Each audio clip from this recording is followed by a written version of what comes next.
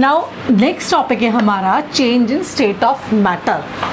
हमने last lecture में matter की 3 स्टेट्स देखी थी, solids, liquids and gases.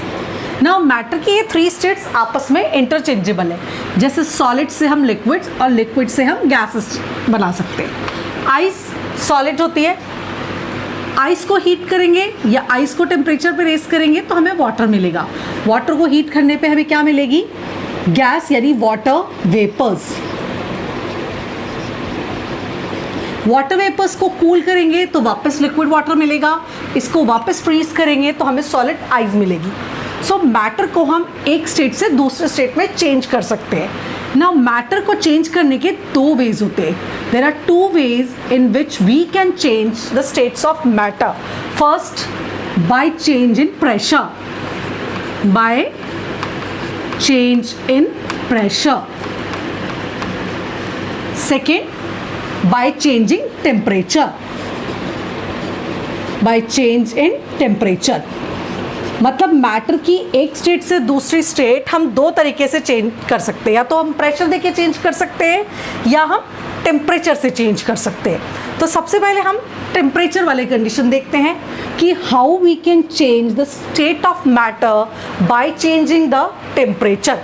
Now temperature का फर्स्ट एग्जाम्पल है सॉलिड्स से लिक्विड्स में चेंज करना। सॉलिड हमारा आइस, इससे हम क्या ऑब्टेन करेंगे? वाटर या वैक्स। इसको हम हीट करेंगे तो हमें मिलेगा liquid wax.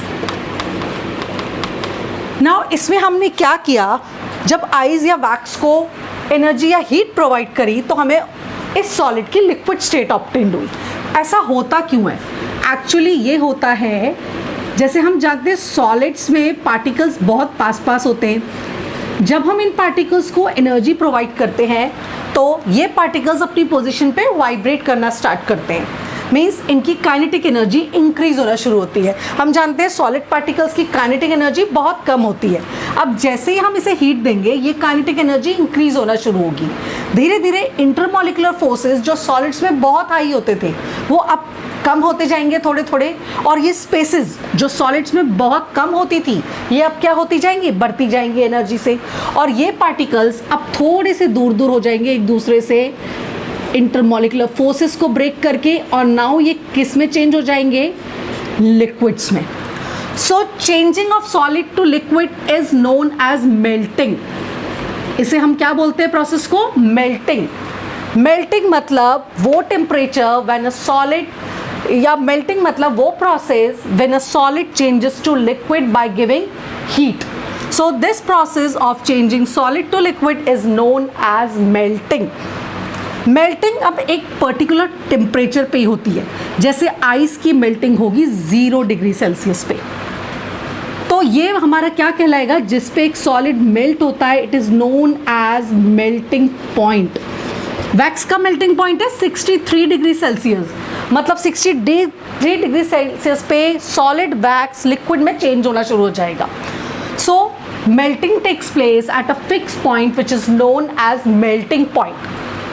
The process of changing solid to liquid is known as melting, and the temperature at which melting takes place is known as melting point.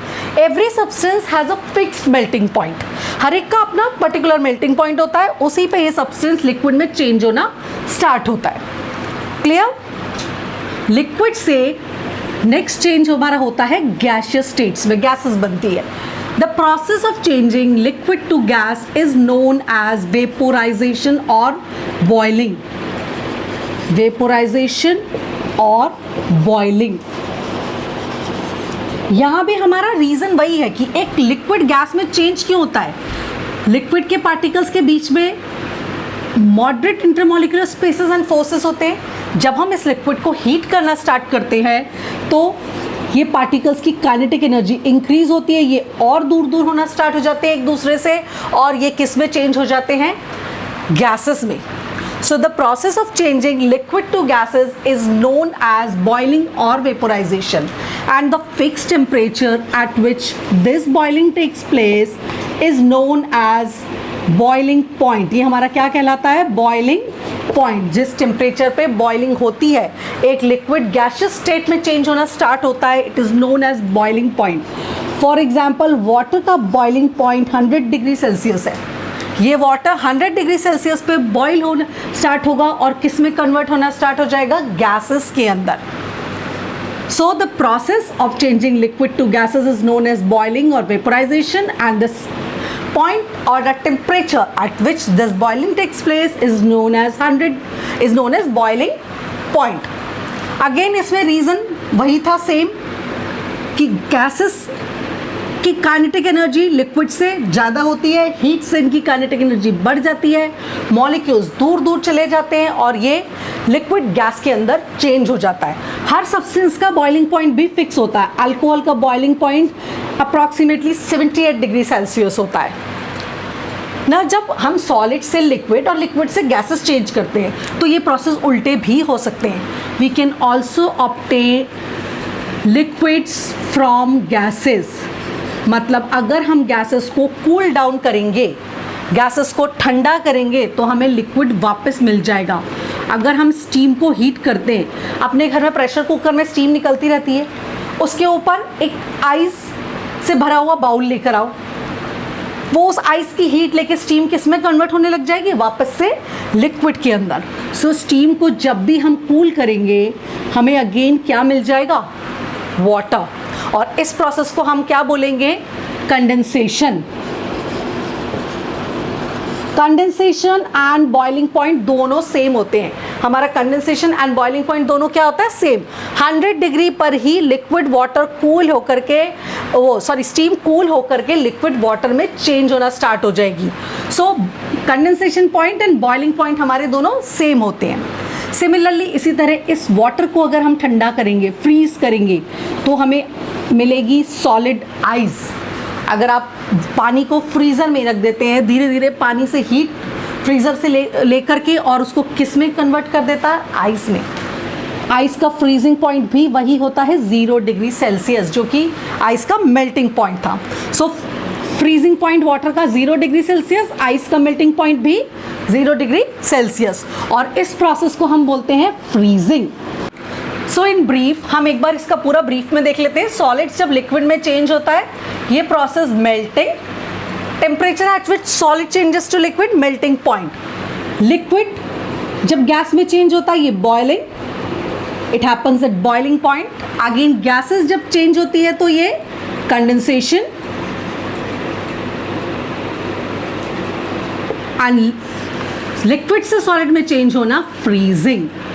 सबका रीजन वही है, जैसे जैसे हम हीट देते हैं इंटरमॉलिक्यूलर फोर्सेस कम होते हैं, काइनेटिक एनर्जी इंक्रीज होती है और स्पेसेस बढ़ जाती है। कंडेंसेशन में क्या है, ये भी ऐसे ही होता है। जब हम गैसेस से हीट लेना शुरू करते हैं, काइनेटिक एनर्जी अब इन गैसेस पार्टिकल की धीरे धीरे कम होगी, ये पास पास आने लग जाएंगे और ये किस में चेंज होने लग जाएंगे, लिक्विड के पार्टिकल्स में। सो bye changing the temperature we can change the state of matter from solids to liquids and liquid to gases, again from gases to liquid and liquids to solid।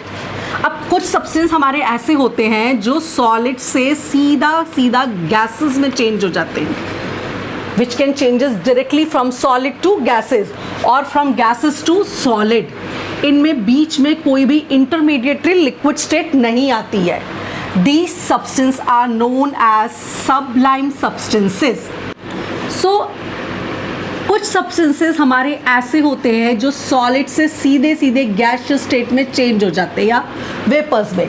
These substances are known as sublime substances and the process is known as sublimation, the process in which certain substances changes directly from solid to gaseous state or from gaseous state to solid. These substances are known as sublime and the process is sublimation. Example: camphor, naphthalene balls,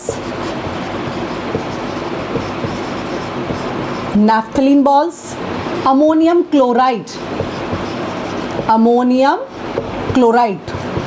हमने हमारे घरों में naphthalene balls देखी होंगी, sweaters के बीच में रखते हैं हम लोग, या वॉश बेसिन्स वगैरह में यूज़ करते हैं उनको। या फिर एक कॉमन सी चीज़ ओडोनिल आती थी हमारे घरों में, ये सॉलिड होती है और इनके डायरेक्टली वेपर्स एयर में स्प्रेड होते रहते हैं। कभी भी अगर हम इस ओडोनिल की जो केक होता है उसको टच करके देखेंगे तो हाथ वेट नहीं होगा, ये कभी भी लिक्विड में चेंज नहीं होता, सीधे सीधे सॉलिड से किस में चेंज हो जाता है, ये गैसियस स्टेट्स में। सो ये सब्सटेंसेस सबलाइम सब्सटेंसेस होते हैं एंड प्रोसेस होता है सब्लिमेशन। एक और एग्जांपल है इसका ड्राई आइस। ड्राई आइस यानी solid carbon dioxide, CO2 gas. जब CO2 गैस को हम प्रेशर देके चेंज करते हैं तो वो सॉलिड से सीधे किस में चेंज होती है, गैसेस में, और गैसेस से सीधे किस में कन्वर्ट होती है, सॉलिड कार्बन डाइऑक्साइड में। सो dry ice is chemically solid carbon dioxide, solid CO2. It is solid carbon dioxide and it is known as dry ice because it does not wet our hand. ये कभी भी एक intermediary liquid stage इसमें नहीं आती है, so it does not wet our hands, मतलब हमारे हाथों को गीला नहीं करती। सॉलिड कार्बन डाइऑक्साइड का यूज़ स्टेजेस वगैरह पे जो आप धुएं का जो इफेक्ट देना होता है ना उसके लिए यूज़ होता है। स्टेज वेट भी नहीं होता और धुएं का एक स्टेज एक्स्ट्रा इफेक्ट क्रिएट हो जाता है वहाँ पर। सो sublime substances are those in which solids are directly converted into gases or gases directly changes to solid. Camphor, naphthalene, ammonium chloride, dry ice. Chemically dry ice is solid carbon dioxide. इसका एक छोटा सा experiment भी हमारी NCERT book में है। एक bowl लिया हमने, चाइना डिश, इसके ऊपर एक फनल को इन्वर्ट करके लगा दिया। इस फनल को हमने कॉटन से कवर कर दिया। इसके अंदर हमने भरा अमोनियम क्लोराइड। कौन सा सॉल्ट लिया इसमें हमने, अमोनियम क्लोराइड। इसको जब हम हीट करेंगे, इस सब्सटेंस को जब हम हीट करेंगे तो ये सीधे सीधे यहाँ पर हम देखेंगे छोटे छोटे वेपर्स ऑब्टेन्ड हो गए अमोनियम क्लोराइड के, और ये वेपर्स जब बाहर नहीं जा पा रहे हैं इस कॉटन प्लग की वजह से, तो ये वापस से वेपर स्टेज में से किस में चेंज हो जाएंगे, सॉलिड्स में, और कूल होने पर ये सॉलिड यहाँ पर डिपॉजिट हो जाएगा।